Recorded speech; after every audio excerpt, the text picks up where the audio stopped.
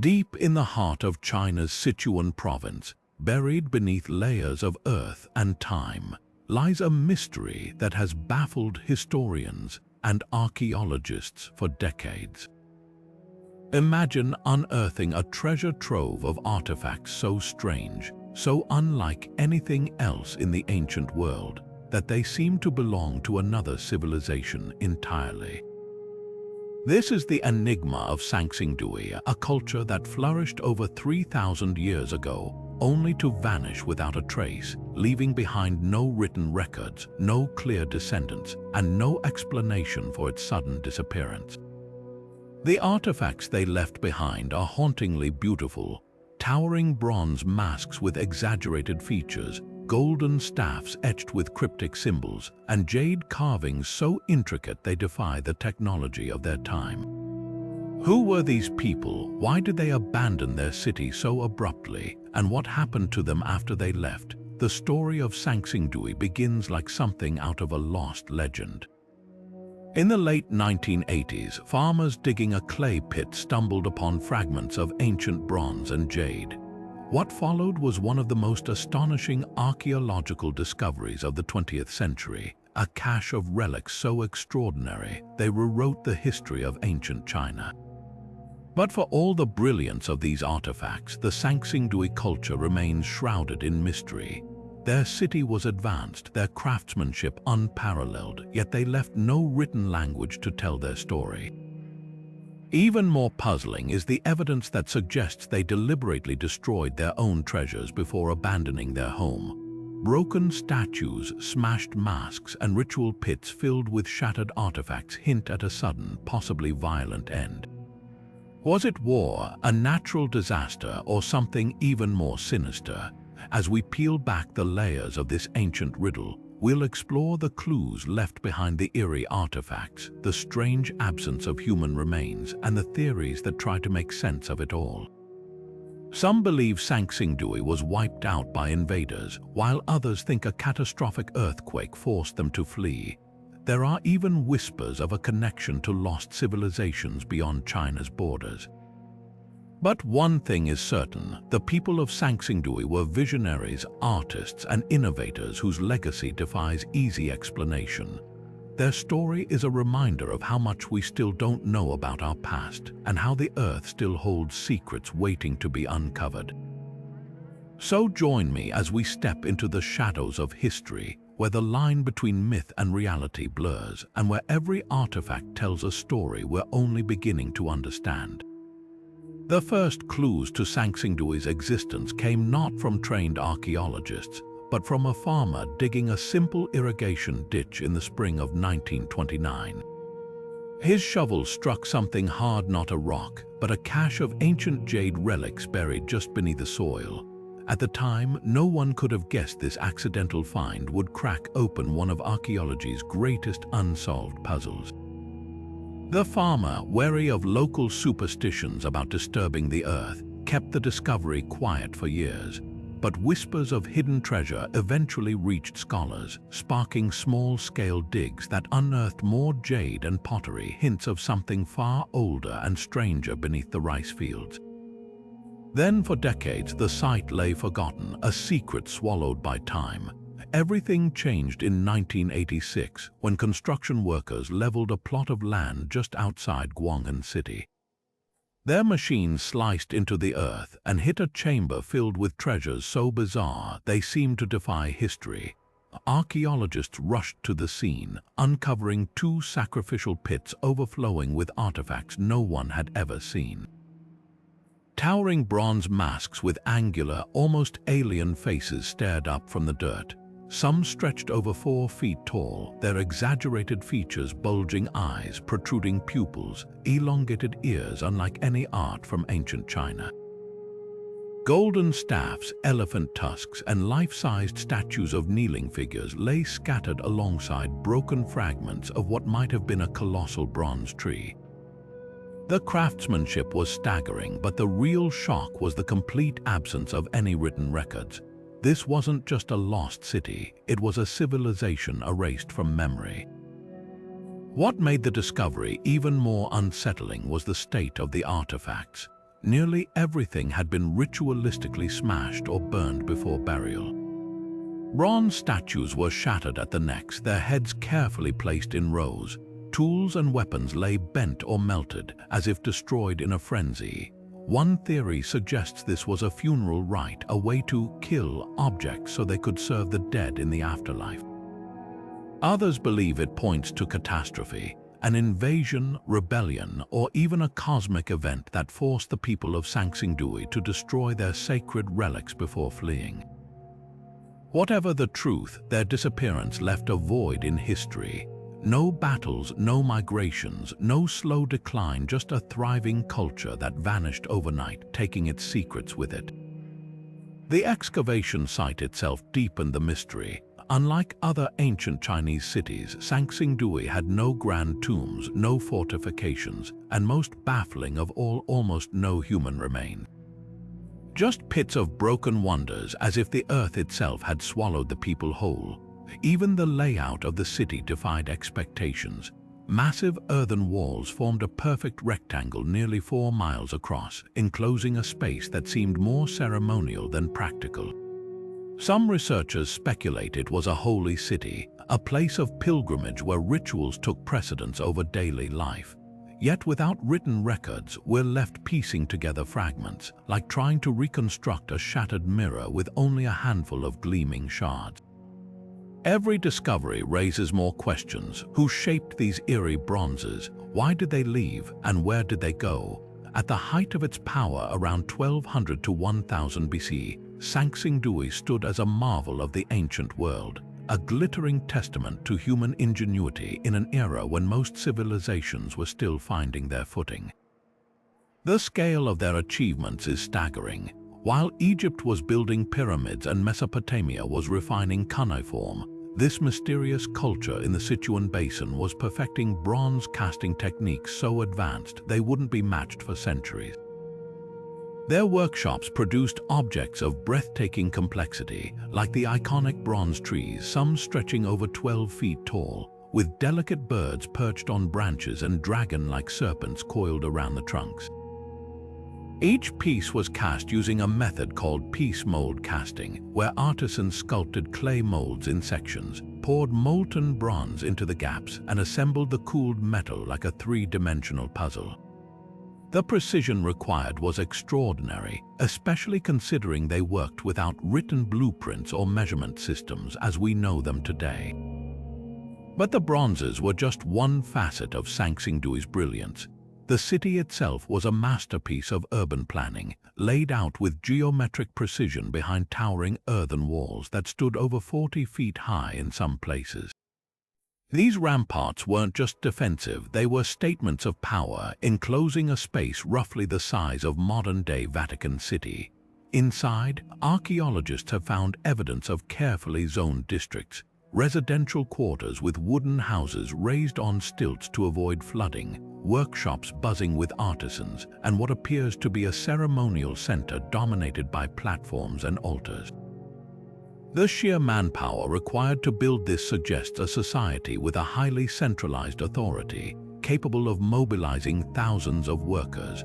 Grain storage pits and sophisticated drainage systems hint at a surplus economy, where not everyone had to farm, freeing some to specialize in crafts, trade, or ritual roles. What truly sets Sanxingdui apart, though, is the spiritual dimension woven into every aspect of life. The bronzes weren't mere decorations, they were conduits to another realm. Many of the masks and statues feature hollow eyes and mouths, possibly designed to hold precious stones or pigments that would animate them during ceremonies. Some scholars believe the largest masks represented gods or deified ancestors, worn by priests during rituals to channel divine power. The absence of human remains in the city suggests burial grounds lay elsewhere, but the sacrificial pits functioned as a kind of spiritual battery where broken artifacts were offered to unseen forces. Even their art defies convention. Unlike the rigid symmetry of Shang dynasty bronzes, Sanxingdui's creations pulse with fluidity and motion, as if capturing a moment of transformation between human and divine. Yet for all their sophistication, the people of Sanxingdui left behind no shopping lists, no tax records, no royal decrees, just silent, staring masks that seemed to guard their secrets jealously. This absence of writing is one of archaeology's great frustrations. Were they illiterate, or did they record knowledge on perishable materials like bamboo or silk that rotted away? Some researchers point to strange symbols etched onto a few artifacts, possible precursors to a writing system that never fully developed. Others argue their entire world might have been too different, preferring visual symbolism over textual records. Without these clues, we're left to reconstruct their golden age through objects alone, a civilization that reached for the stars in bronze and jade, then vanished into the mist like a dream upon waking. Among the most haunting relics of Sanxingdui are the bronze masks unlike anything ever found in ancient China. Towering up to 4 feet tall, these metallic faces feature bulging, almond-shaped eyes that seem to stare through time, elongated ears stretching toward the sky, and sharp, exaggerated noses that give them an almost otherworldly appearance. Some masks have protruding pupils shaped like cylinders, as if designed to see beyond the physical world. The largest of these masks could never have been worn. Their sheer size suggests they were mounted on pillars or walls, perhaps representing deities or ancestral spirits watching over sacred spaces. The craftsmanship is astonishing, with thin sheets of bronze hammered to perfection, some coated in gold leaf that would have gleamed under torchlight during rituals. Equally puzzling are the gold scepters discovered bent and broken in the sacrificial pits. These slender rods, some over 5 feet long, are covered in intricate carvings of human faces, birds, and arrow-like symbols. Unlike the blunt ceremonial staffs of other ancient cultures, these objects seem too fragile for practical use. Their delicate engravings suggest they might have served as divine conduits, tools for priests to channel messages between heaven and earth. One theory proposes they were used in eclipse predictions, their markings aligning with celestial events that held deep spiritual meaning. Others believe they symbolized authority, not of kings, but of shamans who mediated between the living and the unseen. Then there are the bronze trees, 8 feet of twisting metal branches, some with birds perched at the tips, their wings spread as if frozen mid-flight. The largest tree features a coiled dragon slithering up its trunk, its mouth open toward a flower-like disc at the top. These aren't mere decorations, they're likely depictions of the mythical Fusang tree from Chinese legend, said to connect the underworld, earth, and heavens. The birds might represent sun spirits, while the dragon symbolizes rain or cosmic power. What's chilling is how these trees were found, shattered into pieces, as if violently dismantled in a final act of devotion or desperation before being buried. Among the more enigmatic finds are the kneeling statues, life-sized bronze figures with hands clasped in what could be prayer or submission. Their postures are unnervingly uniform, suggesting mass production for ritual purposes. Some wear headdresses resembling flames, while others have braided hair coiled like serpents. Were they offerings to the gods or depictions of the faithful awaiting judgment? Even stranger are the jade artifacts, dagger-like blades with no sharp edges, discs with perfectly circular holes drilled through their centers, and eerie human figurines with hollow eyes. These objects show no signs of wear, hinting they were created solely for ceremonial use. Perhaps the most haunting question isn't just what these artifacts were for, but why they were destroyed. The deliberate breaking of such masterpieces suggests a moment of profound upheaval, a society severing ties with its own gods. Were they trying to protect their deities from enemies, or were they rejecting their old beliefs in a moment of crisis? The silence of Sanxingdui's ruins offers no easy answers, only the echo of a people who shaped bronze-like dreams, then vanished into the night. The bronze masks of Sanxingdui are more than artifacts, they're windows into a spiritual world we can barely comprehend. Their exaggerated features, those wide, staring eyes, the elongated ears stretching toward the heavens, don't resemble any human faces found in neighboring ancient cultures. This deliberate distortion suggests they weren't portraits of the living, but gateways to the divine. One prevailing theory points to shamanism. Priests may have worn smaller masks during rituals, their distorted features symbolizing transformation into spirit vessels. The larger, impossibly heavy masks likely adorned temples, acting as permanent conduits for deities or deified ancestors. Traces of cinnabar pigment found on some masks hint at rituals where these faces were activated with sacred red paint, perhaps to receive offerings or deliver blessings. But why these specific features? The bulging eyes might represent supernatural sight, the ability to perceive hidden truths or future events. In many ancient cultures, exaggerated eyes symbolized wisdom or divine vision, like the all-seeing deities of Mesopotamia. The elongated ears echo Buddhist iconography that wouldn't appear in China for another 1,000 years, suggesting these people conceptualized enlightenment far earlier than recorded history acknowledges. Some scholars propose the masks depict a mythical race mentioned in later Chinese texts, the long-eared people said to possess profound spiritual knowledge. The mask's angular geometry adds another layer of mystery. Unlike the rounded, naturalistic art of the Shang dynasty, Sanxingdui's artisans favored sharp lines and triangular forms, a style some link to sunlight or mountain peaks, representing bridges between earth and sky. A few masks even have openings at the temples, possibly for attaching real feathers or solar discs during ceremonies. This interplay of metal and perishable materials would have created a mesmerizing effect, static bronze suddenly alive with movement as priests danced in firelight.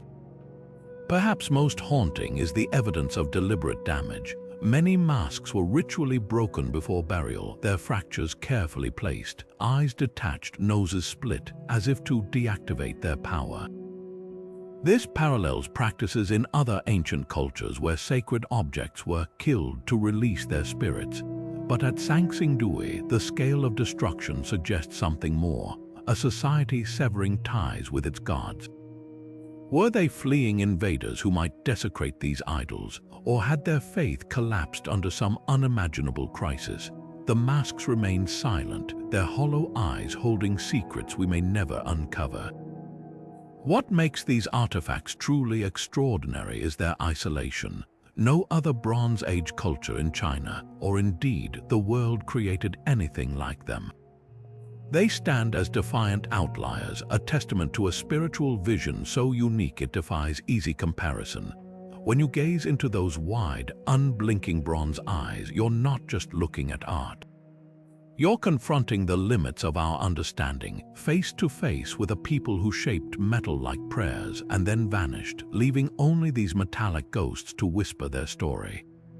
The jade artifacts of Sanxingdui hold secrets just as profound as their bronze counterparts, especially the enigmatic Kong tubes, polished to an almost liquid smoothness over 3,000 years ago.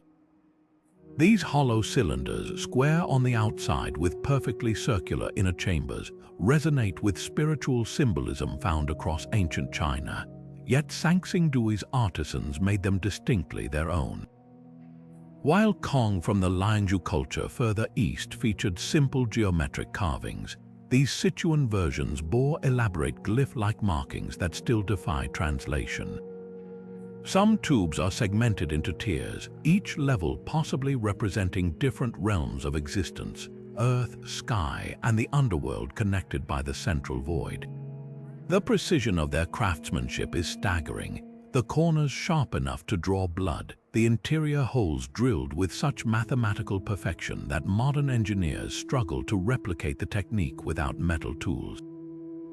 Then there's the gold, not just ornamental but transformative. The gold foil masks, thinner than a maple leaf, would have shimmered like captured sunlight when pressed onto the larger bronze faces during rituals. Unlike the heavy funerary masks of Egypt or the delicate diadems of Mesopotamia, Sanxingdui's gold work served an intermediary purpose, a bridge between the earthly and divine. One particularly striking piece, a half-mask shaped like a human face with slitted eyes, curves to fit over a statue's forehead like a celestial crown. Traces of mercury found on its surface suggest it may have been part of an alchemical rite where liquid metal symbolized immortality. Other gold foils were cut into abstract shapes: arrows, crescents, spirals arranged in patterns that mirror constellations visible over Sichuan during the Bronze Age. The synergy between jade and gold in Sanxingdui's artifacts reveals a cosmological duality. Jade, cold and eternal, represented the unyielding order of the heavens. Gold, malleable and radiant, embodied the transformative power of ritual. Together, they formed a spiritual language unique to this culture. A prime example is the so-called sun wheel, a bronze disc inlaid with jade segments and edged with gold foil flames discovered crumpled in Pit 2. When reconstructed, it resembles both a solar symbol and a shaman's drum, an instrument for traversing worlds.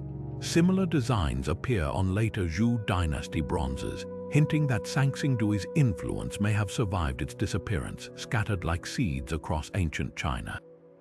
What remains unsettling is the absence of jade burial suits or gold-adorned royalty, the hallmarks of contemporary elite cultures. Instead, these materials served purely ritual purposes, often damaged before burial as if to release their power. A jade blade from Pit 1 had been snapped cleanly in two, its halves placed precisely 1 kai apart, a unit of measurement that wouldn't be standardized for centuries. This suggests a knowledge system far ahead of its time, or perhaps a sacred geometry known only to Sanxingdui's priests. The gold, too, shows signs of intentional defacement, delicate foils torn along symbolic lines rather than haphazardly, as if each tear completed a spell. These artifacts whisper of a civilization that saw material wealth not as a means to display power, but as a canvas for the divine. Where others hoarded gold in tombs, Sanxingdui's people offered it to the earth. Where neighbors carved jade to honor ancestors, they shaped it into puzzles for the gods. Every fracture, every fold, every impossibly precise angle speaks of a culture that danced on the edge of revelation, then stepped into the dark, leaving only these gleaming fragments as clues to their vision. The mystery of Sanxingdui grows even deeper when we look beyond its borders, because this seemingly isolated culture might not have been alone after all. Scattered clues hint at connections with distant civilizations, like faint echoes across the centuries. Take the Shang dynasty, China's most famous Bronze Age power. At first glance, the two cultures couldn't be more different. The Shang left behind thousands of oracle bones inscribed with early Chinese writing, while Sanxingdui's people left none. Shang art favored symmetry and ritual vessels for ancestor worship, while Sanxingdui's bronzes burst with wild, almost surreal creativity. But dig deeper and tantalizing threads emerge. Chemical analysis of bronze artifacts reveals both cultures used similar alloys, blending copper with lead and tin in nearly identical proportions.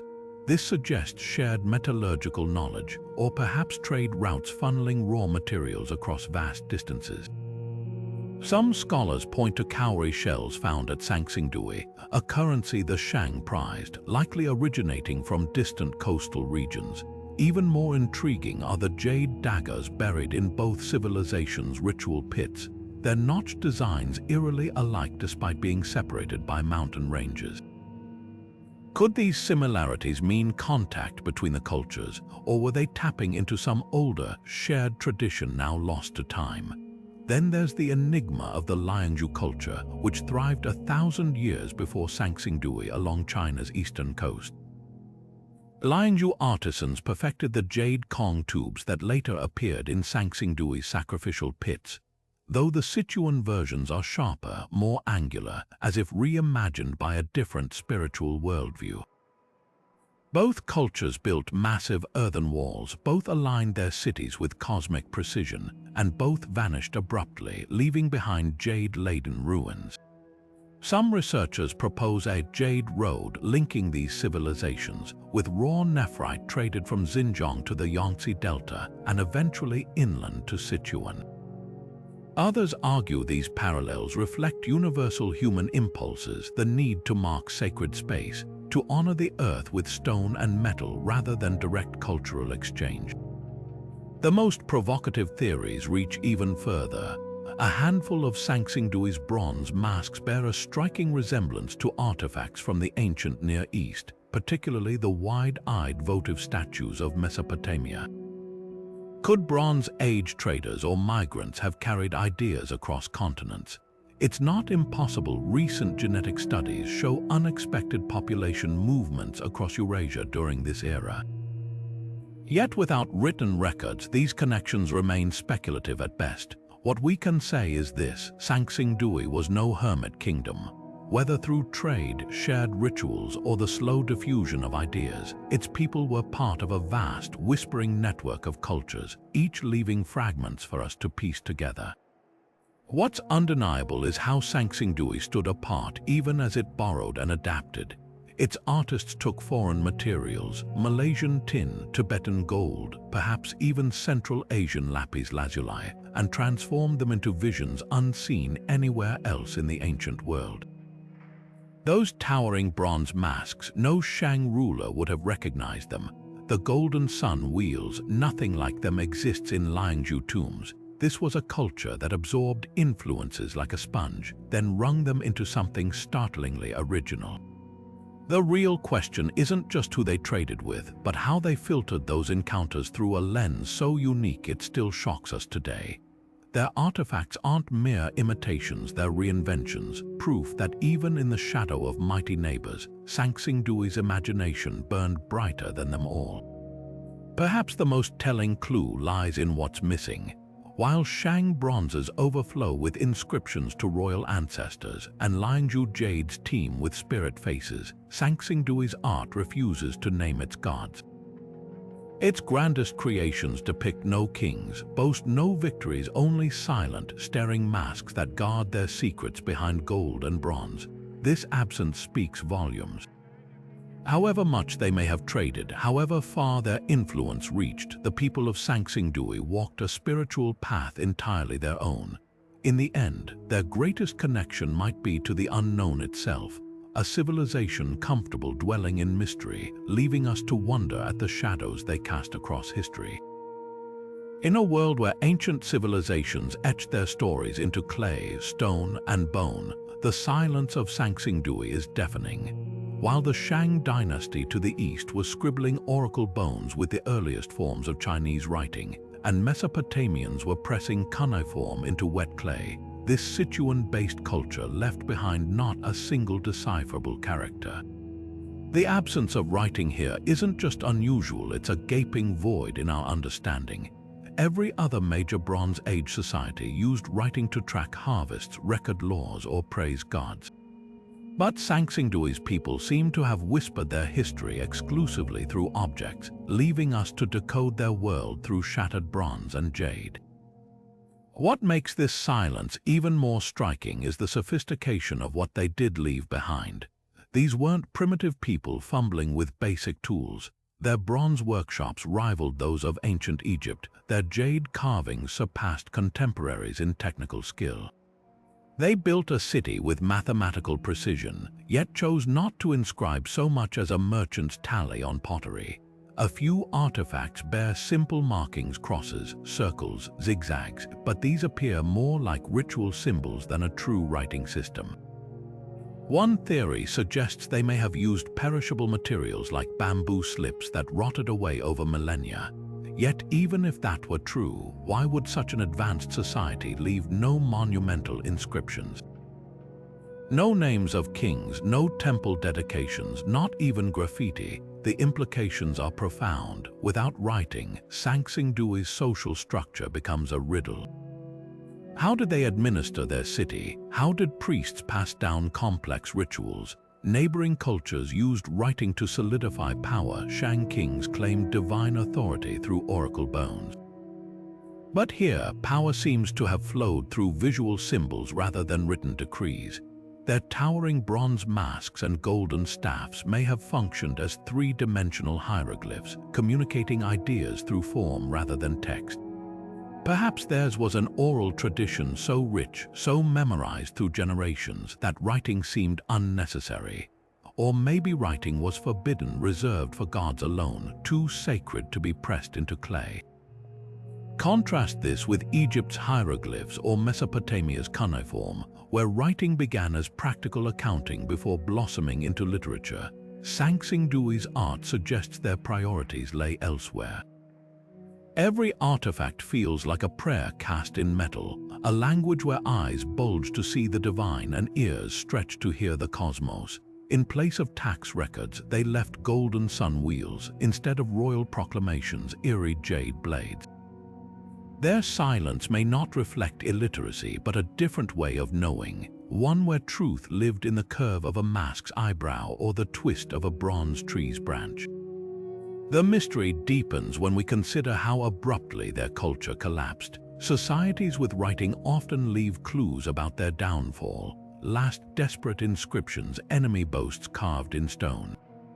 Sanxingdui's end is wordless, just pits of broken artifacts, as if their final act was to dismantle their own visual language.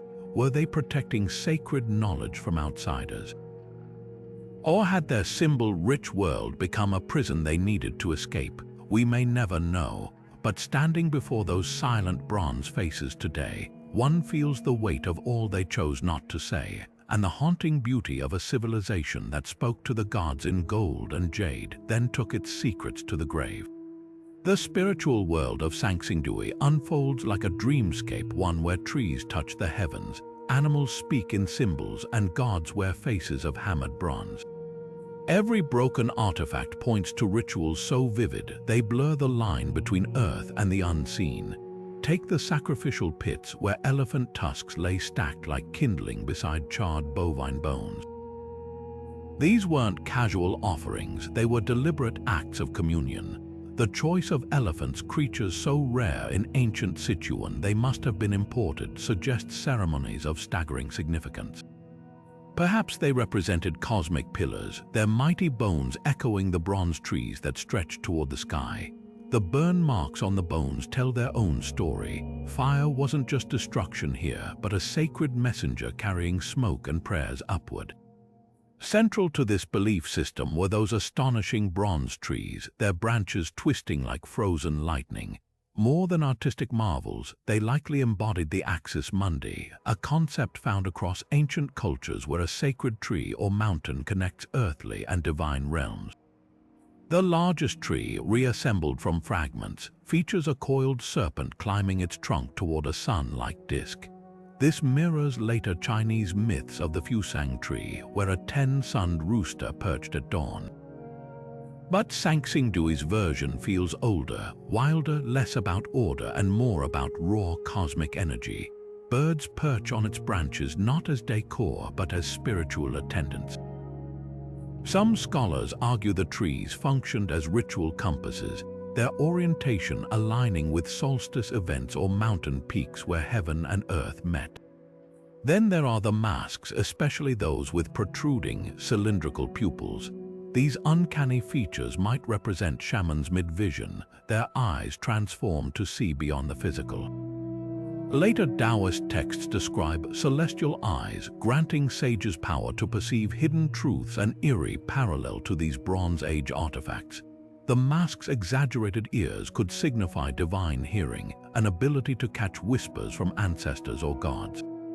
Some smaller masks show wear inside the eye sockets, hinting at real human priests wearing them during ecstatic dances, their breath fogging the bronze as they channeled voices from beyond. Curiously absent are the ancestor-focused rituals that dominated neighboring Shang culture. While the Shang filled tombs with inscribed bones to commune with royal forebears, Sanxingdui's pits contain no human remains, just broken artifacts and animal bones.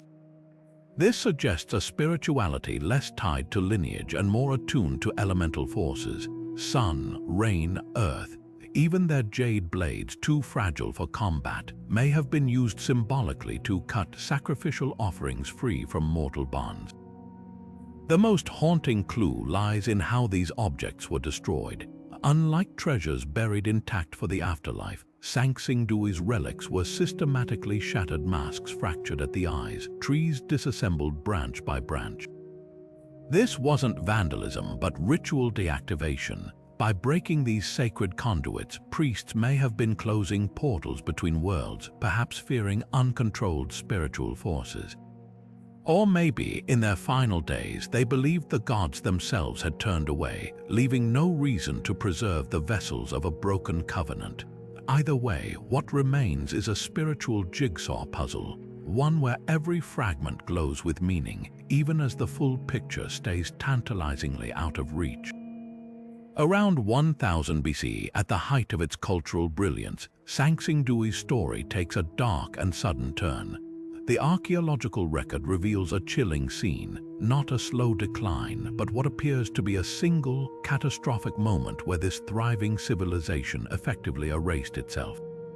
The most telling evidence lies in the sacrificial pits, where hundreds of priceless artifacts were systematically smashed, burned, and buried in what can only be described as a ritualized act of self-destruction.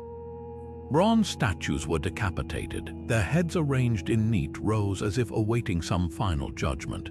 Golden staffs were bent until they snapped, jade blades shattered along their central ridges. Even the colossal bronze trees, the pride of Sanxingdui's artisans, were dismantled branch by branch before being cast into the earth. This wasn't the haphazard looting of invaders. Every fracture bears the marks of deliberate, almost reverent violence.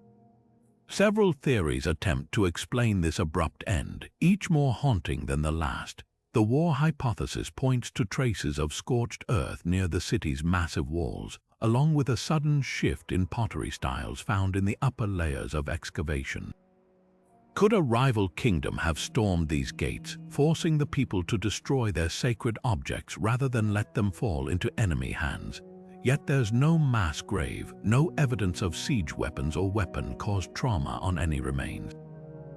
Then there's the natural disaster angle. Sichuan sits atop a web of active fault lines, and sediment cores from nearby rivers show signs of catastrophic flooding around this same period. A massive earthquake could explain the crushed artifacts and the city's rapid abandonment.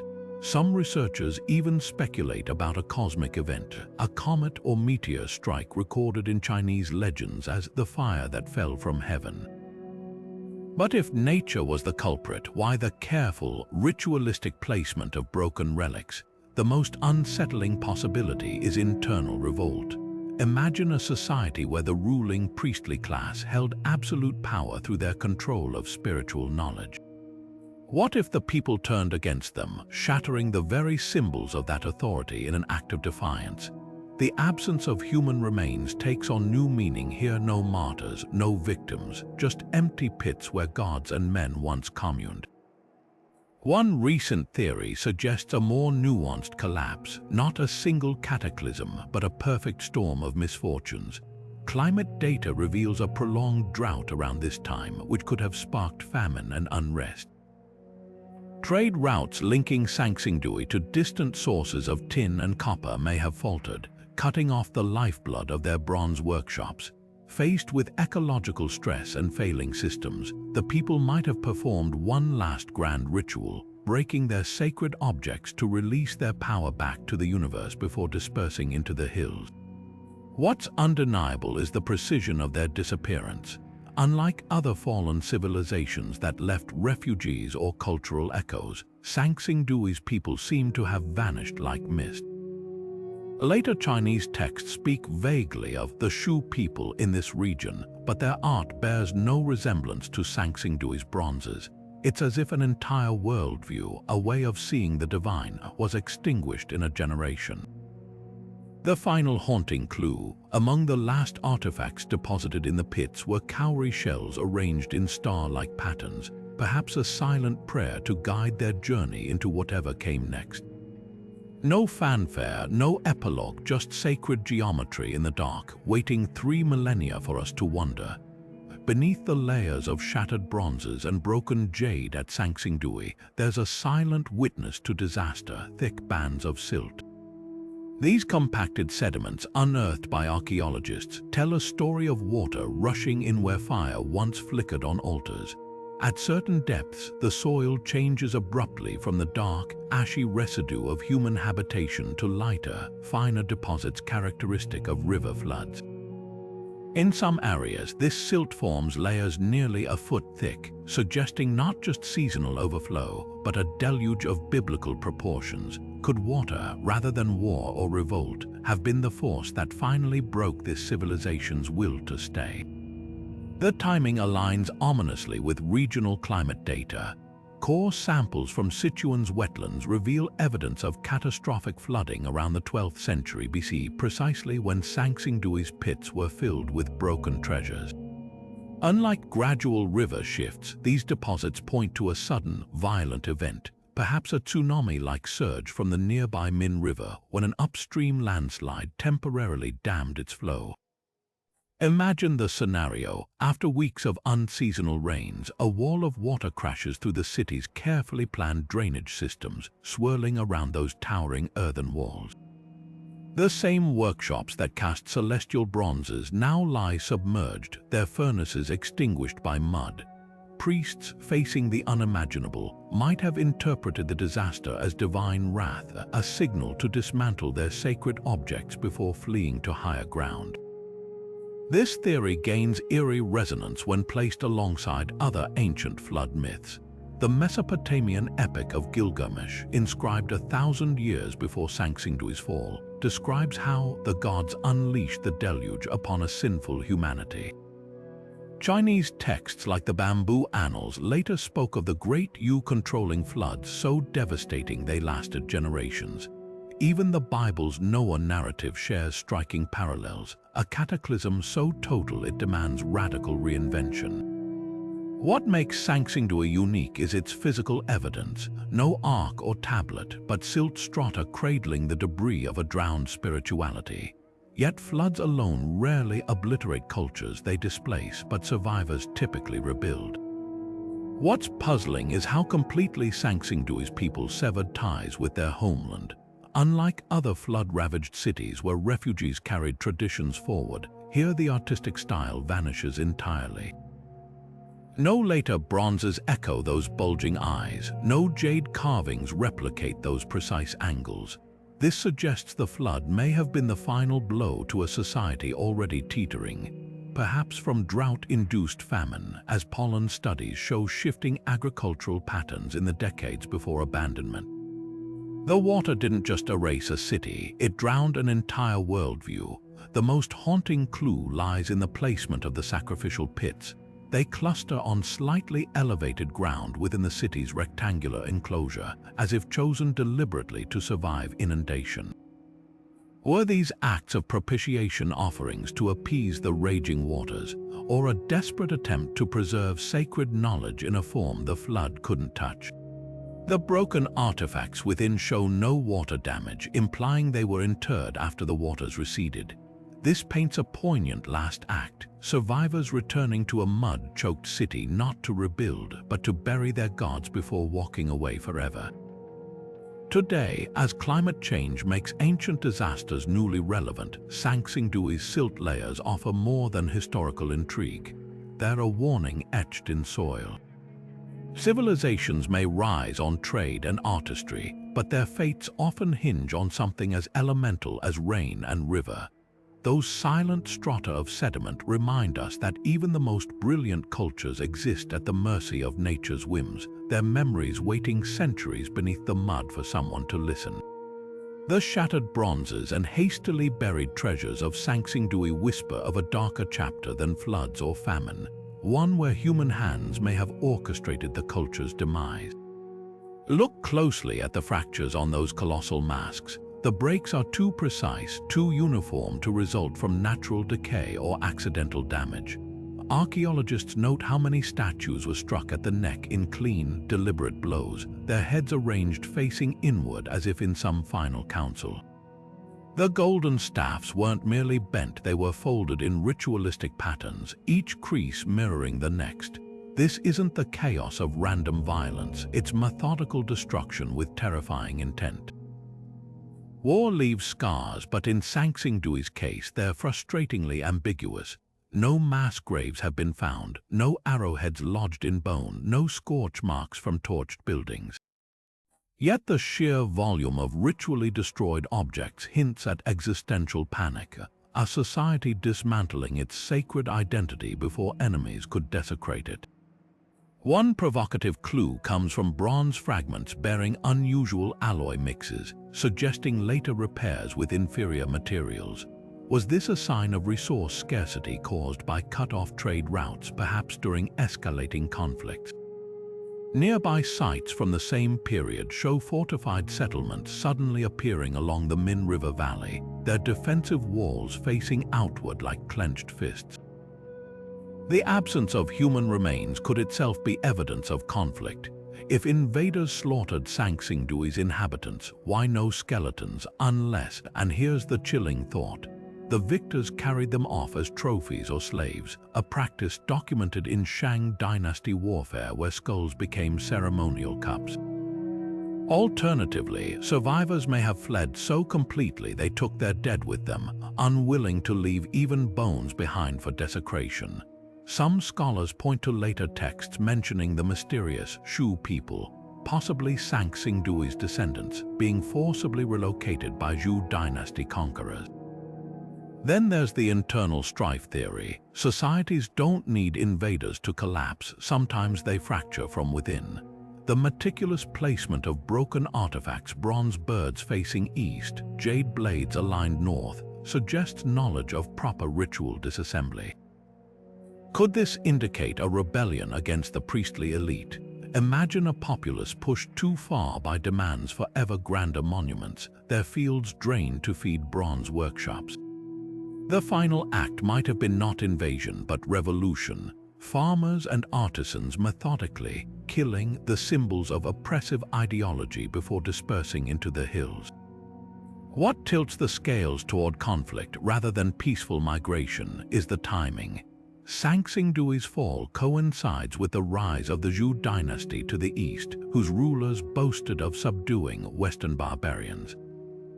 Chemical analysis shows some Sanxingdui-style bronzes appearing suddenly in Zhou territory, not as trade goods but as loot, their bases forcibly removed for recasting. Even more telling are later Sichuan cultures abruptly abandoning Sanxingdui's artistic style, as if under orders to forget. When conquerors rewrite history, the first thing they destroy is the soul of the conquered. Those silent bronze masks may be more than art, they could be the last defiant stares of a people erased by war. While the bronzes of Sanxingdui capture our imagination, it's the silent clues hidden in soil and pollen that may hold the key to understanding their disappearance. Deep beneath those ritual pits, scientists have extracted slender cores of earth, time capsules preserving 3,000-year-old dust, seeds, and spores. What they reveal is an environmental whiplash that could have shaken this civilization to its core. During Sanxingdui's golden age, pollen samples show lush forests of oak and pine surrounding the city, with ample traces of millet and rice cultivation. But in layers corresponding to their collapse, the record shifts dramatically. Tree pollen dwindles, replaced by drought-resistant grasses. The very crops that fed this sophisticated society, millet needing reliable rains, rice dependent on flooded paddies, suddenly vanish from the record.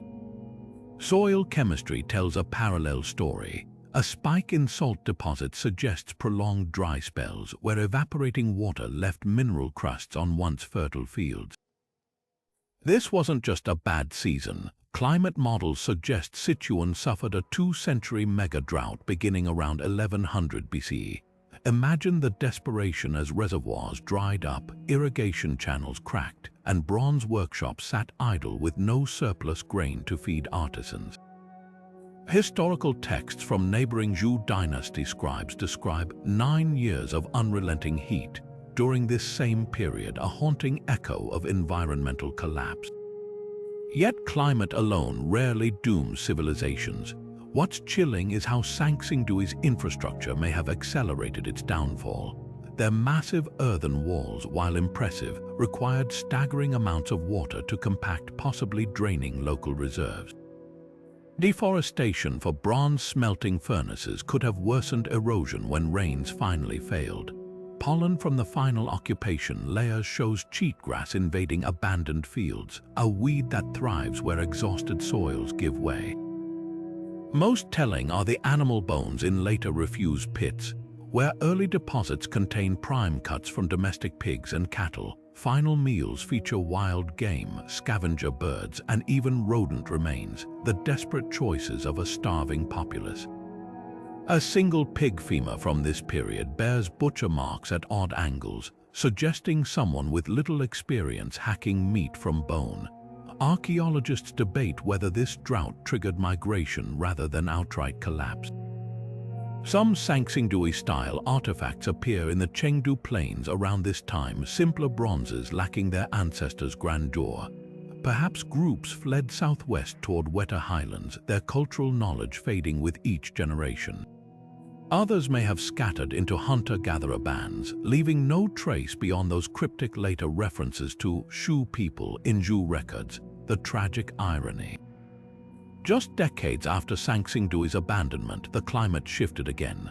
Lake sediments show monsoon rains returning with renewed vigor, too late for those who'd already smashed their masks, buried their trees, and walked away. Their story warns us how tightly civilization hangs by ecological threads, and how quickly a changing world can reduce bronze wonders to fragments in the dirt. Among the most haunting questions about Sanxingdui is why would a civilization deliberately shatter its own sacred treasures? The answer might lie not in destruction but transformation. Across the ancient world, from Celtic bogs to Mayan cenotes, cultures practiced ritual decommissioning of sacred objects, believing breaking them released their spiritual essence. The careful placement of Sanxingdui's fragments suggests this wasn't vandalism but ceremony. Consider the bronze heads arranged in perfect circles, their broken necks facing inward like participants in some silent council. Or the jade blades snapped cleanly at their centers, halves buried precisely 1 kai apart, a sacred measurement. Even the golden masks show methodical damage, eyes removed to blind them, ears broken to sever divine hearing. These aren't signs of rage but reverence. Similar practices appear in Shang dynasty rituals where oracle bones were cracked to release prophecies, or in Norse traditions of bending swords before burial to kill them for the afterlife. The scale of Sanxingdui's ritual deactivation dwarfs these parallels. Entire workshops of masterpieces were systematically dismantled, bronze trees disassembled branch by branch, their bird ornaments detached and placed in neat rows. This speaks to an existential moment, perhaps tied to celestial events. One recently reconstructed sun wheel bears notched edges aligning with solar eclipses visible over Sichuan around 100 BC. Did priests interpret darkened skies as a demand to retire their sacred objects? Contrast this with the chaotic destruction left by invaders. When the Romans sacked temples, they melted treasures for bullion. When Mongol hordes razed cities, artifacts were shattered indiscriminately. Sanxingdui's pits reveal the opposite, a spiritual recycling program where every fracture served cosmic purpose. The placement of fragments mirrors constellations, while charcoal layers suggest ceremonial fires purified objects before burial. Perhaps most telling is what wasn't destroyed: the tools used to break these artifacts. No hammers or chisels lie in the pits, implying the sacred instruments of decommissioning were themselves preserved or removed. This careful choreography transforms our understanding of collapse. Rather than a civilization falling to violence, we might be witnessing its most profound ritual of voluntary dissolution, where priests returned their gods to the earth, trusting the cycle of creation would begin anew. Those silent bronze faces staring up through 3 millennia of soil, they may not be cries of defeat but meditations on rebirth.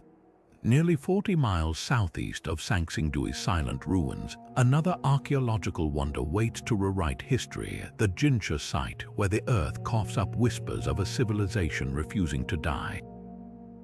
Discovered in 2001 during construction of a shopping mall, this younger site reveals artifacts so strikingly similar to Sanxingdui's bronzes that archaeologists initially thought they'd found a second chapter to the mystery. Gold masks with those same haunting, elongated eyes, jade blades fractured in identical ritual patterns, even fragments of bronze trees, though smaller and less elaborate, echoing their predecessors' celestial designs. But here's the twist. Jinsha thrived around 800 BC, centuries after Sanxingdui's collapse. This isn't just coincidence, it's a ghostly encore from a culture we thought had vanished forever. The most compelling evidence lies in the craftsmanship. Chemical analysis shows Jinsha's bronzes share the same unusual alloy mix as Sanxingdui's high lead content with traces of rare arsenic, a signature blend unique to this region. Even more telling are the artistic choices. Where other contemporary cultures favored realistic human proportions, Jinsha's artisans clung to Sanxingdui's surreal aesthetic. Those exaggerated facial features, the angular geometry, the obsession with celestial motifs. One particularly eerie example is a half-mask discovered in a Jinsha sacrificial pit. Its gold foil so thin it flutters at a breath, an exact smaller-scale replica of Sanxingdui's iconic metallic faces. Yet Jinsha's artifacts also show evolution. The bronzes are less monumental, the jades more polished. It's as if refugees carried Sanxingdui's sacred blueprints to a new home, adapting them to diminished resources but preserving the soul of their artistry. Geography fuels the migration theory. Between these two sites runs the ancient Min River, a natural highway through Sichuan's basin. Pollen studies revealed Jinsha's settlement coincided precisely with Sanxingdui's climate crisis, when drought and failing harvests would have forced desperate movement downstream toward Chengdu's wetlands. Archaeologists have even found a trail of smaller sites along this route, like breadcrumbs left by a fleeing people. At a midway village called Xinyikun, farmers digging a well in the 1990s struck a cache of bronze fragments stylistically halfway between the two cultures' transitional artifacts frozen in time.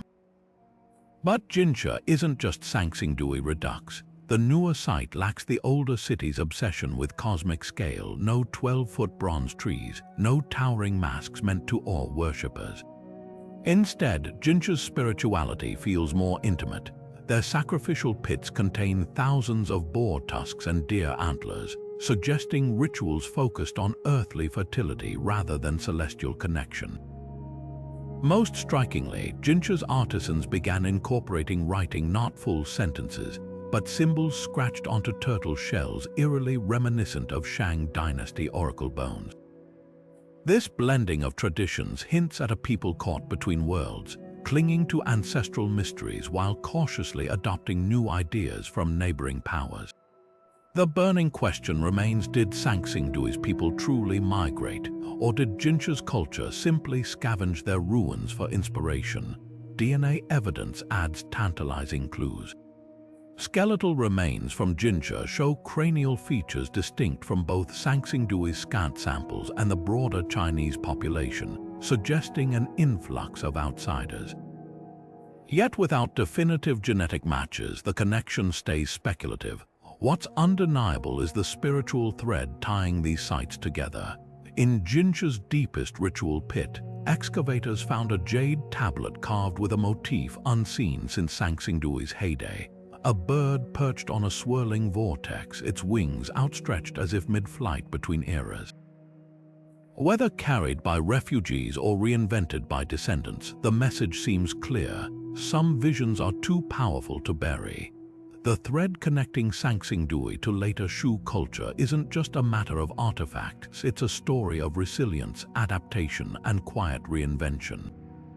By the time the Shu kingdom rose to prominence in Sichuan around 500 BC, centuries after Sanxingdui's collapse, the bronzes with bulging eyes and golden masks had faded from memory. Yet something of that lost civilization spirit lingered, woven into the rituals, art, and even governance of their successors. The Shu people, though culturally distinct, carried faint echoes of Sanxingdui's worldview, not in grand monuments but in subtle choices that whisper across time. One of the most compelling links lies in the Shu's reverence for sacred trees, a motif that traces straight back to Sanxingdui's towering bronze creations. While Shu artisans never replicated those colossal metal trees, their art brims with stylized tree motifs carved into jade pendants, painted on ritual vessels, even embroidered onto royal garments. These depictions lack the surreal grandeur of Sanxingdui's designs, but they share the same underlying belief: trees as bridges between worlds. Later Shu texts describe ceremonies where priests climbed wooden poles adorned with artificial branches, mimicking the mythical fusang tree, a direct parallel to those ancient bronze trees with their bird-topped branches. Gold, too, became a silent testament to cultural memory. Shu nobles buried their dead with thin gold foils shaped into masks far simpler than Sanxingdui's metallic faces, yet undeniably reminiscent. These funerary masks lacked the exaggerated features of their predecessors, but their placement over the eyes and mouth of the deceased suggests a similar belief in gold's power to mediate between the living and the divine. Even the Shu's choice to inter these masks in riverbanks rather than tombs mirrors Sanxingdui's ritual pits near waterways, as if both cultures saw flowing water as a conduit to the afterlife. The most tantalizing evidence comes from the Shu capital at Chengdu, where archaeologists unearthed a ceremonial bronze vessel etched with hybrid creatures, part dragon, part bird, that seemed to split the difference between Sanxingdui's serpentine motifs and later Chinese artistic conventions. Unlike the rigid symmetry of Zhou dynasty bronzes, these designs pulse with the same fluid energy that defined Sanxingdui's art.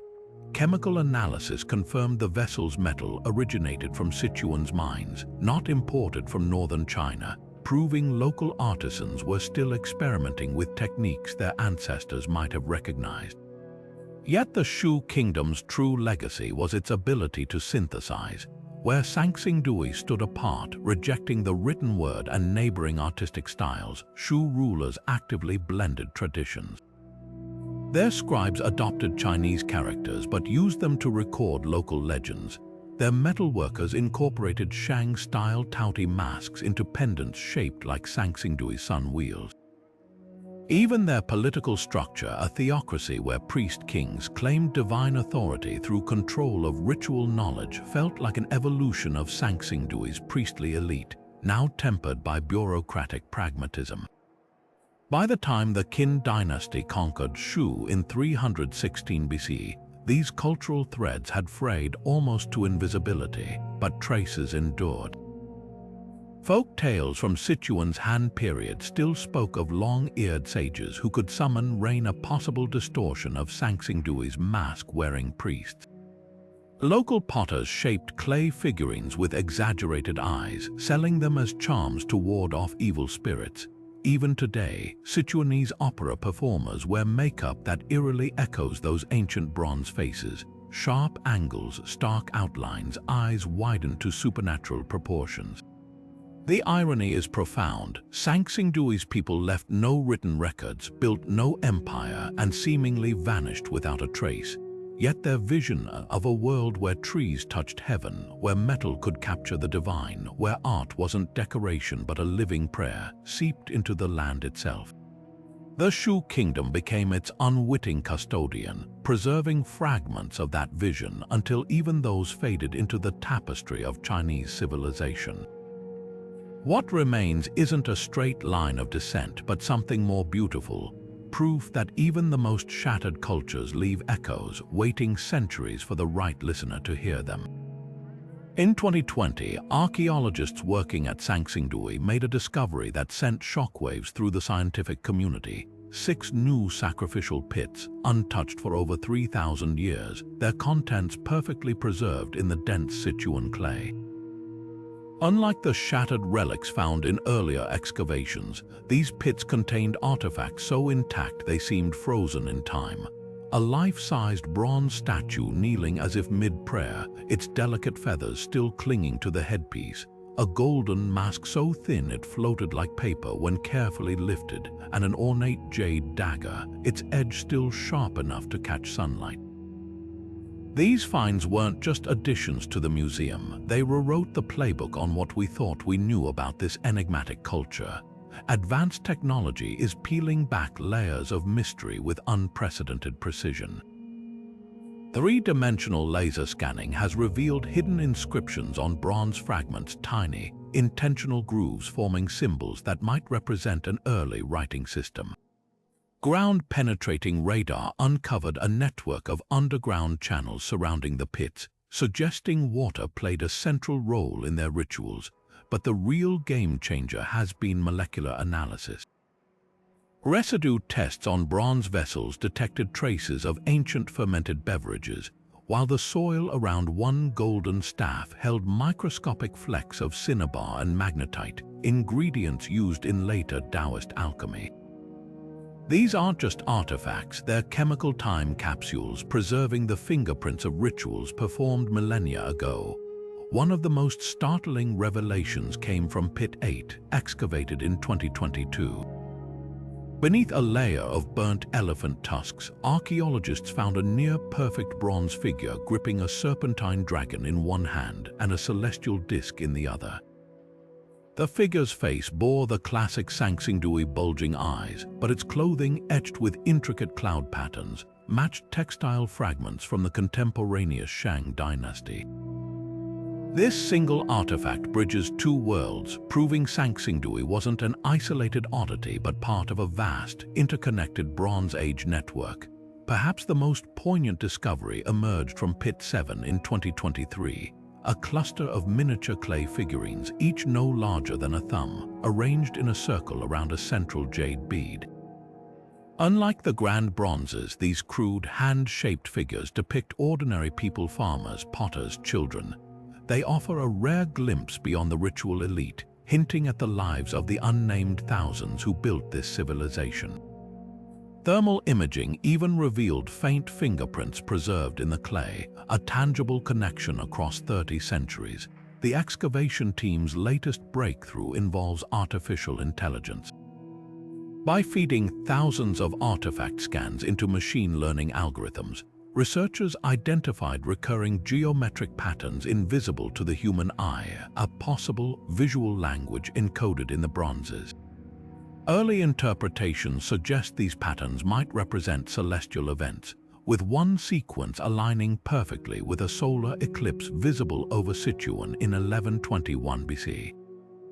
As drones map the surrounding landscape, new anomalies keep appearing: unexcavated mounds, buried structures, even what might be a second settlement across the river. Every shovel of dirt at Sanxingdui now comes with a sobering realization: we've barely scratched the surface of this civilization's secrets. Among the many riddles of Sanxingdui, one of the most perplexing is the absence of tombs. Every major Bronze Age culture, from Egypt to Mesopotamia to the Shang dynasty, left elaborate burial sites for their elite. Yet after decades of excavation, not a single royal tomb or even a modest grave has been found within Sanxingdui's massive walls. The closest discoveries are the sacrificial pits filled with broken artifacts, but these contain no human remains beyond scant bone fragments. This isn't just unusual, it's unprecedented. Did they bury their dead elsewhere in unmarked locations? Or was their approach to death so radically different that they rejected tomb building entirely? Some scholars suggest their spirituality focused so intensely on cosmic cycles that individual mortality held less significance. Others propose they practiced sky burials, exposing bodies to the elements in remote mountain locations, leaving no trace for archaeologists to find. Without written records or bodily remains, we're left staring into an empty space where a culture's relationship with death should be. Equally baffling is the sudden emergence of Sanxingdui's artistic style with no clear predecessors. Most ancient cultures show gradual artistic evolution. Early Shang bronzes, for instance, grew more elaborate over centuries, but Sanxingdui's iconic bronzes appear fully formed, as if their artisans woke up one day with a complete visual language. Those exaggerated facial features, the elongated ears, the cylindrical pupils, none of these appear in nearby contemporary cultures. Even more puzzling is how this style vanishes equally abruptly after the civilization's collapse, with no direct descendants carrying the tradition forward. The closest parallels come thousands of years later in Tibetan Buddhist art, where deities are depicted with similarly elongated eyes, but any connection remains speculative. Was this artistic vision inspired by hallucinogenic rituals? Did it represent physical traits of a distinct ethnic group now lost to time? The masks themselves offer no answers, only that unnerving, unblinking stare. Then there's the Shu kingdom question, an enigma wrapped in fragments of ancient texts and folklore. Later Chinese historical records mention a semi-legendary Shu kingdom in Sichuan, with rulers said to possess supernatural abilities.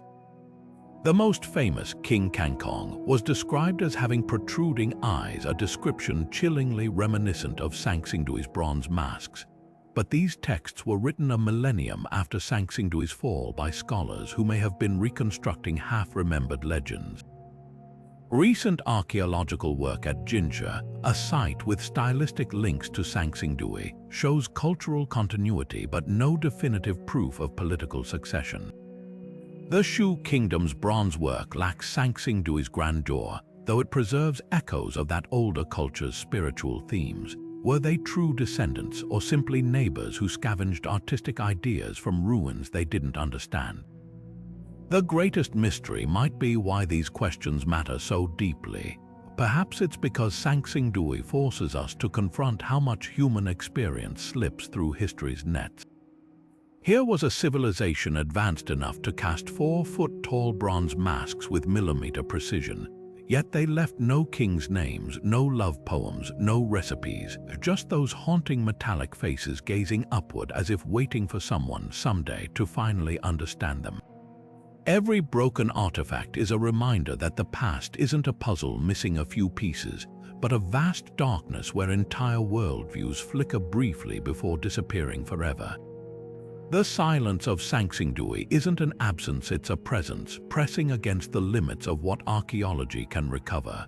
Those empty spaces between the artifacts may hold the real story, one we're still learning how to hear.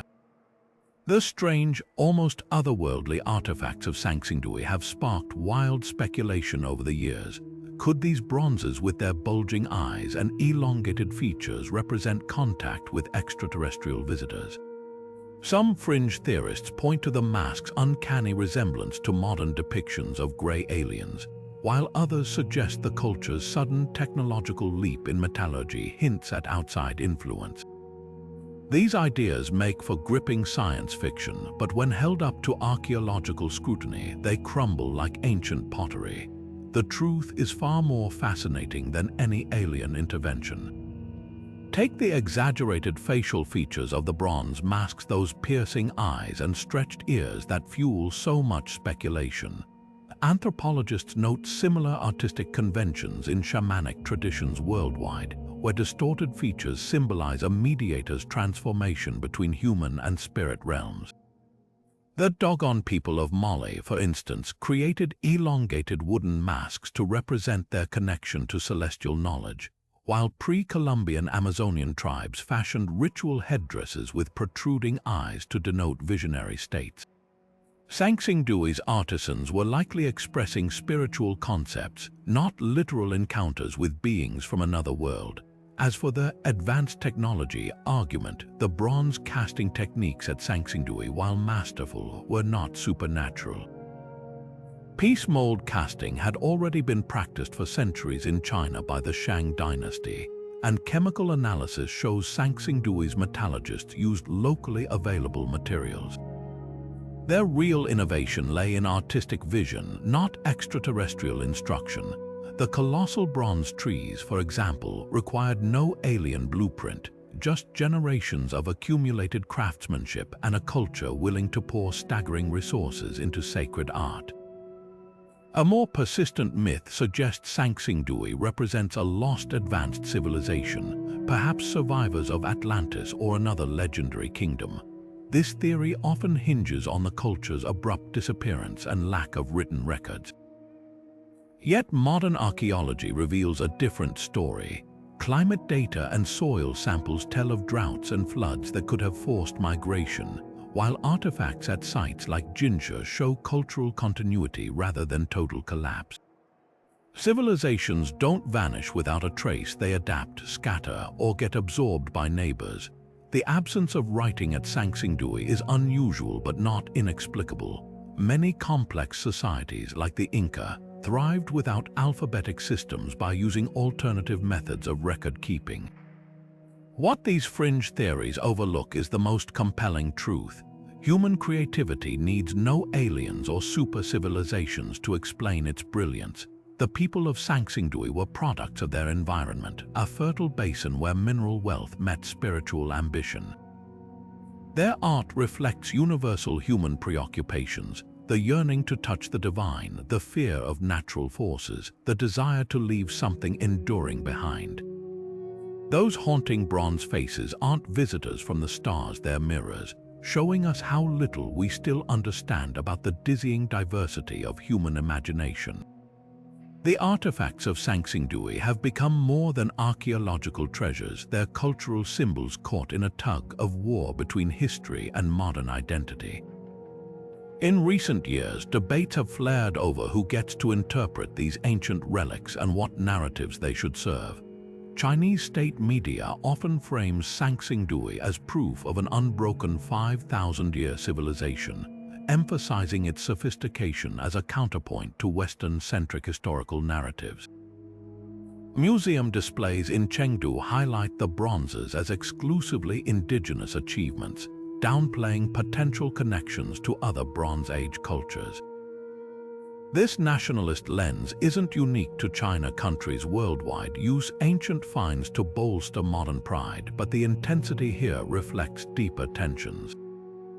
When a 2021 exhibit toured Europe, critics accused Western curators of exoticizing the masks as alien or mystical, ignoring their ritual context in favor of sensationalism. Academic circles mirror this divide. Chinese scholars often focus on Sanxingdui's technological prowess, publishing detailed metallurgical studies that trace ore sources to local Sichuan mines.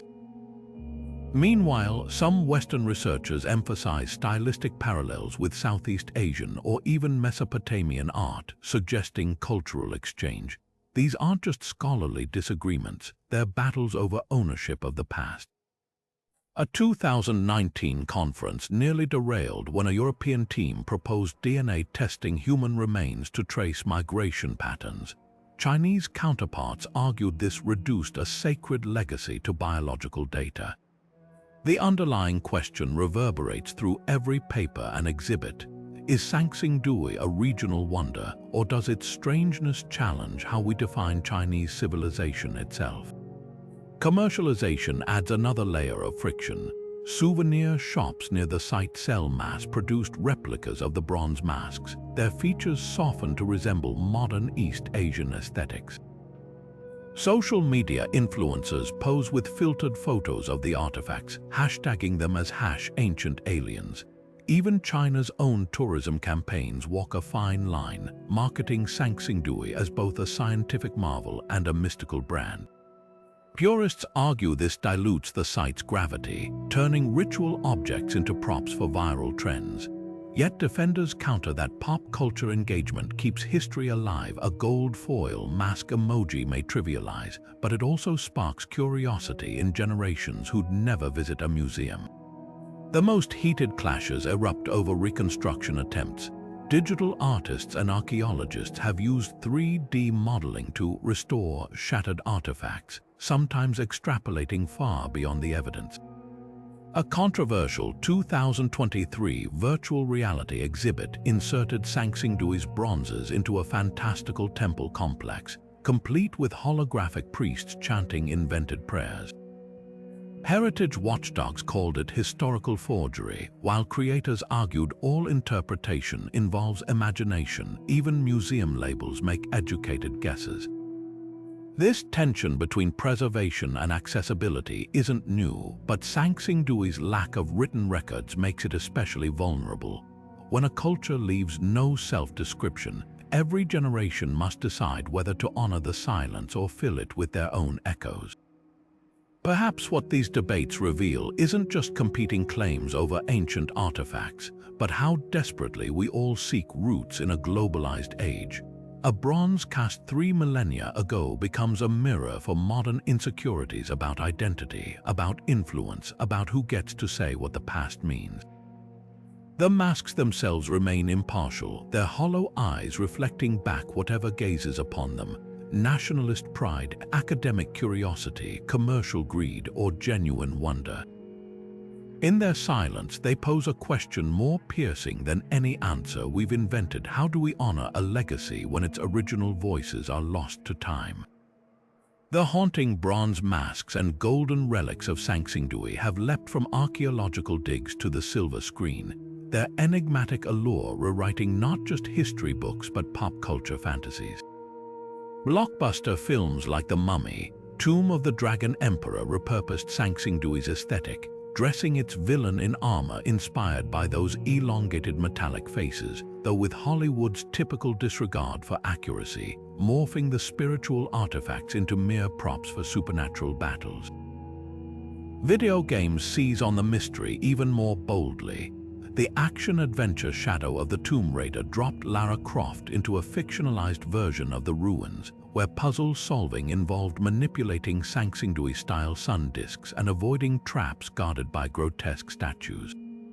These depictions trade archaeological nuance for spectacle, but they've funneled global curiosity toward the real-world site, with visitor numbers spiking after each major release. Literature bends Sanxingdui's legacy to diverse visions. Chinese sci-fi author Liu Cixin wove the bronzes into the three-body problem, imagining them as ancient alien communication devices, a nod to fringe theories that captivate audiences despite scholarly rebuttals. Meanwhile, historical novels like The Bronze Script take a more grounded approach, reconstructing priestly rituals around the artifacts while inventing personal dramas for the artisans who shaped them. The tension between fact and fiction flares brightest in comic books. Marvel's Iron Man briefly transplanted a Sanxingdui-inspired Mandarin's Tomb storyline to Sichuan, complete with energy-emitting jade artifacts, while indie graphic novels like Spirit Bridges use the masks as metaphors for cultural memory, their hollow eyes witnessing centuries of change. Gaming culture, though, pushes distortion to creative extremes. The strategy game Civilization VI added Sanxingdui as a wonder, granting players bonuses for unlocking ancient wisdom, a laughable oversimplification of a civilization that left no decipherable text. More egregious is the mobile RPG Age of Myth, where Sanxingdui's priests become fire-wielding sorcerers battling dragons. Yet even these fantastical spins serve a purpose. They've made Sanxingdui a household name among generations who might never crack an archaeology journal. The darker side of this fame emerges in conspiracy circles. Podcasts and YouTube deep dives spin wild narratives around the artifacts, from time-traveling ancestors to interdimensional portals. One viral documentary falsely claimed infrared scans revealed hidden circuitry in the bronzes, while another superimposed the masks onto images of Peru's Nazca lines to prove a global prehistoric network. Archaeologists groan at such fabrications, yet acknowledge their unintended benefit. The viral myths often drive viewers to seek factual counterarguments, inadvertently boosting legitimate research. Perhaps the most poignant pop culture tribute came unexpectedly in music. Sichuanese folk singer Gong Lina's Sanxingdui Dream sets ethereal vocals against reconstructed Bronze Age instruments, its lyrics weaving between reverence and lament. The music video's climax shows a modern dancer donning a replica mask, her movements echoing poses from excavated bronze statues. Unlike Hollywood's explosions or gaming's boss battles, this interpretation embraces the silence at Sanxingdui's core, the gaps in understanding that make its artifacts not puzzles to solve but invitations to wonder. As museums increasingly collaborate with filmmakers and game designers, new hybrid forms emerge. A recent augmented reality exhibit lets visitors converse with a Sijia bronze figure, its responses pieced together from archaeological hypotheses about ritual chants. While purists balk at such inventions, defenders argue they're no more speculative than the oil paintings of historical scenes hanging in galleries, just more interactive. The masks themselves remain mute, indifferent to our endless reinterpretations, even as their pop culture avatars multiply. Whether depicted as alien relics or spiritual anchors, they've achieved something rare, a second life in the modern imagination, far removed from the sacrificial pits where they lay buried for millennia. Preserving Sanxingdui's artifacts is a race against time, where even air itself becomes an enemy. The moment these 3,000-year-old bronzes and jades were lifted from their earthen tombs, they began a silent battle with the modern world. Humidity makes bronze corrode into powdery green patina, while temperature fluctuations cause jade once buried in stable, cool soil to develop hairline cracks invisible to the naked eye. The golden foils, thinner than a butterfly's wing, curl at the edges when exposed to light for mere hours. What survived millennia underground now faces decay within years if left unprotected. Museums employ space-age solutions to keep these relics intact. The Sanxingdui Museum's display cases aren't just glass boxes. They're microclimates. Argon gas, inert and non-reactive, floods the chambers where bronze masks reside, pushing out oxygen that would otherwise trigger chemical reactions. Jade blades rest on vibration-isolating platforms that absorb even the faintest tremors from passing footsteps. Lighting is a precise science. LEDs tuned to specific wavelengths illuminate artifacts without the ultraviolet rays that fade pigments and weaken molecular structures. One particularly fragile sun wheel fragment is kept in total darkness, revealed only through a real-time holographic projection for visitors. Yet preservation begins long before artifacts reach display cases. When archaeologists first unearthed the life-sized bronze statue in 2020, its surface was so unstable that touching it risked leaving permanent fingerprints in the corroded metal. Conservators devised a radical solution. They sealed the entire statue in a temporary silicone mold infused with rust-inhibiting chemicals, letting it cure for 18 months before attempting cleaning. For the golden masks, teams adapted a technique from European cathedral restorers, using electrostatic charges to gently lift centuries of grime without abrasive contact. The jade artifacts present unique nightmares. Unlike bronze, which signals decay through visible verdigris, jade fails catastrophically, seemingly stable one moment, then splintering apart the next. Conservators now monitor jade pieces with fiber optic sensors that detect microscopic stress fractures hours before human eyes could spot them. Some larger Kong tubes undergo nightly rest periods in humidity chambers that mimic their original burial conditions, a process archaeologists humorously call putting the artifacts to bed. Climate control extends beyond the museum walls. Sichuan's muggy summers and dry winters pose constant threats, so the entire excavation site now huddles under a vast canopy with its own weather system. Industrial dehumidifiers maintain 60% humidity year-round, while soil around ongoing digs is injected with pH-balancing solutions to prevent sudden environmental shocks to newly uncovered objects. Even storage areas employ AI-driven systems that adjust conditions moment by moment, learning from each artifact's unique preservation needs. The ultimate challenge is balancing accessibility with protection. Every minute an artifact spends on display shortens its lifespan, forcing heartbreaking choices. The iconic largest bronze mask now rotates off exhibit every 6 months for recovery periods in dark, climate-controlled vaults. Digital replicas fill the gaps, with VR stations allowing visitors to examine details impossible to see on the real object without damaging magnification. Some conservators argue passionately for near-total enclosure of the most fragile pieces, while cultural advocates insist these objects must remain visible to fulfill their role as bridges to the past. Perhaps the most telling preservation story involves not technology but tradition. Modern scientists recently consulted with Sichuan's indigenous Qiang people, whose ancestors may have distant ties to Sanxingdui. Elders suggested sealing some jades in beeswax, a method their oral histories claimed ancient artisans used. Tests proved them right. Microscopic wax residues were found on several artifacts, likely an original preservation technique. Now, conservators blend millennia-old wisdom with particle accelerators, using synchrotron radiation to analyze wax layers atom by atom, reverse engineering Bronze Age methods to save Bronze Age treasures. This painstaking work carries an unspoken urgency.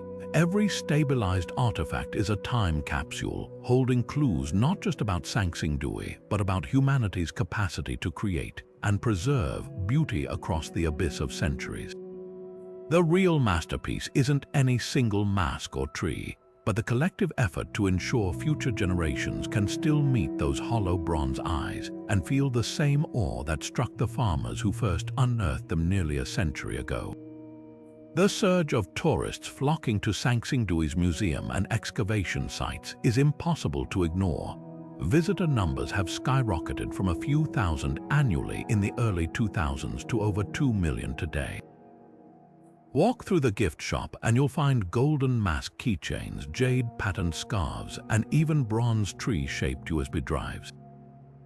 While this commercial boom funds vital preservation work, it also raises uncomfortable questions. When does celebration tip into commodification?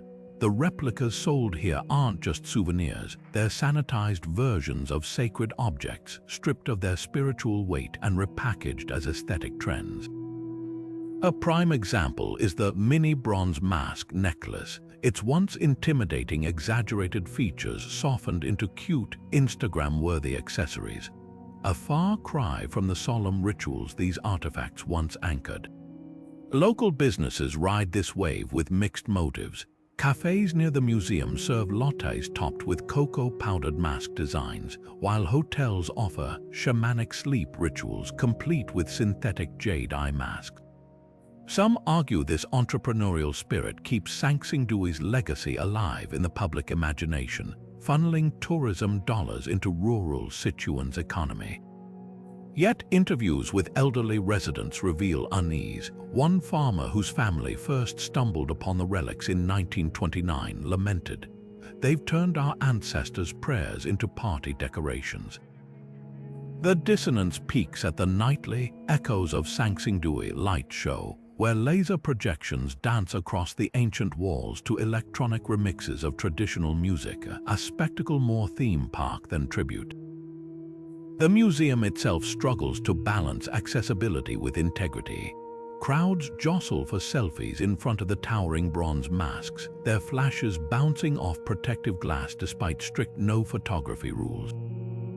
Docents whisper that visitors often ask where the alien artifacts are displayed, their curiosity shaped more by viral conspiracy theories than historical context. Meanwhile, online marketplaces overflow with unauthorized replicas, from Etsy sellers hawking mystical Sanxingdui earrings to factories mass-producing resin statues with garish gold paint. Each knockoff dilutes the artifact's cultural significance, reducing millennia-old craftsmanship to cheap exoticism. Not all commercialization misses the mark.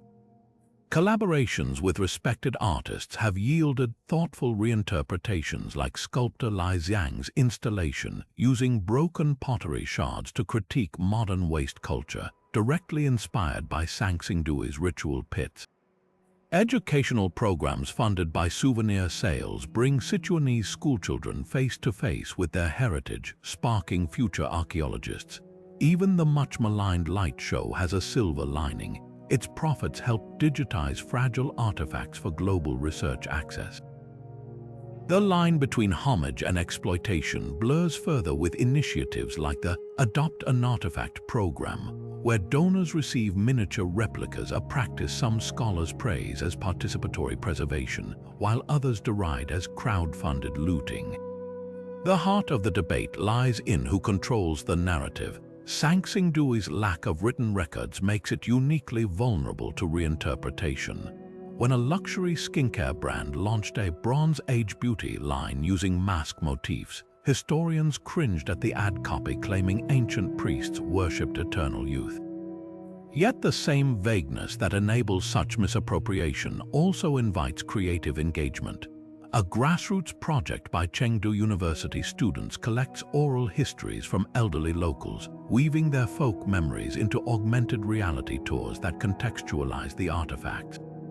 Perhaps the solution isn't to resist commercialization, but to steer it, ensuring every plush toy or themed cafe includes a QR code linking to the stories behind the symbols. What's often overlooked in this frenzy is the quiet resilience of the artifacts themselves. However many T-shirts get printed or TikTok trends erupt, the original bronzes remain unchanged in their climate-controlled cases, still broken, still mysterious, still silently challenging us to see beyond their market value. The real test of Sanxingdui's commercialization isn't whether it's good or bad, but whether it leaves space for that silence to speak.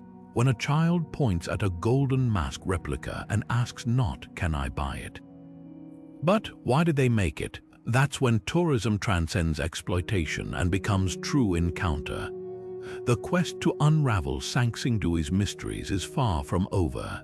Cutting-edge research projects now poised to launch could rewrite everything we think we know about this vanished civilization. One of the most promising avenues involves genetic sleuthing.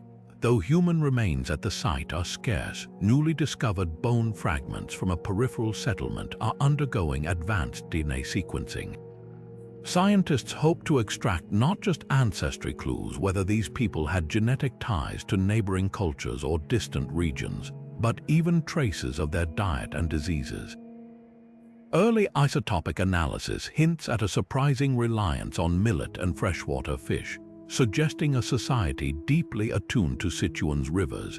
If successful, this genetic time capsule might finally answer whether Sanxingdui's people migrated en masse or scattered into smaller groups when their city fell. Meanwhile, underwater archaeologists are preparing to scan the Min River with submersible drones, targeting anomalies detected by sonar near ancient riverbeds. Local legends speak of a drowned golden city downstream from Sanxingdui, and sediment cores reveal signs of catastrophic flooding around the time of abandonment.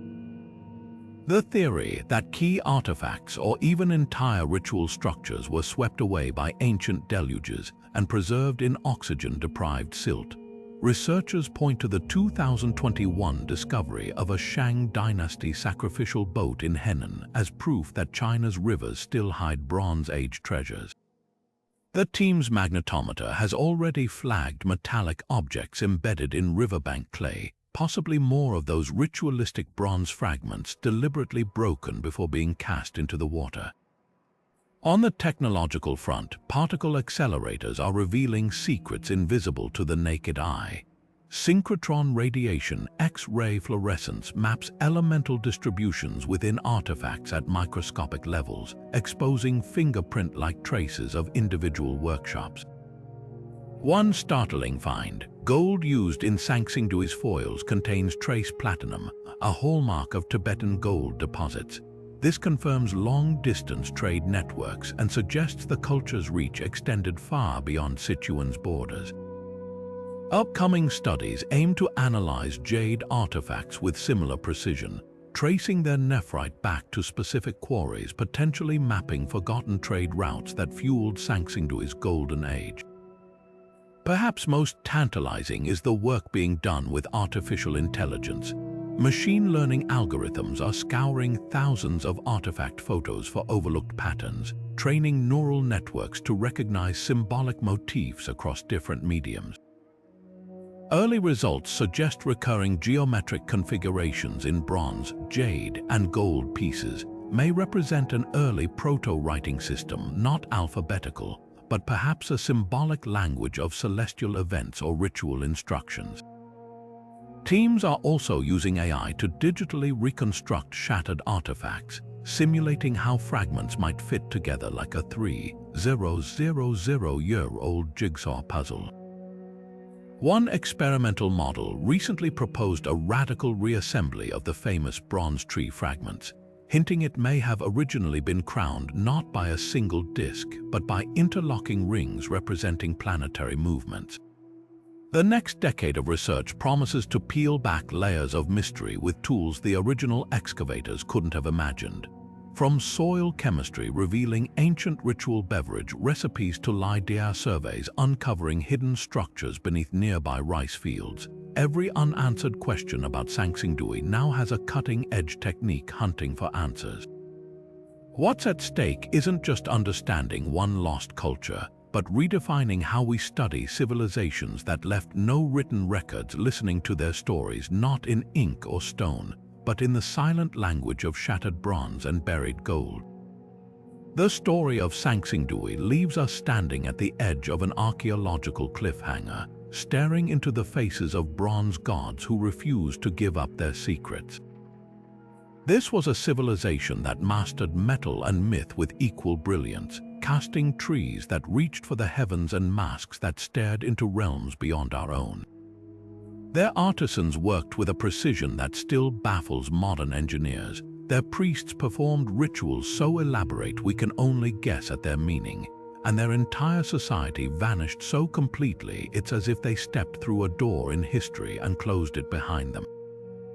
What lingers most isn't just the beauty of their artifacts, but the questions they left unanswered. Why destroy such masterpieces before fleeing? Why leave no written language to tell their story? And why does their art feel so startlingly unique, untethered to any tradition that came before or after? Every discovery at Sanxingdui peels back one layer of mystery only to reveal another.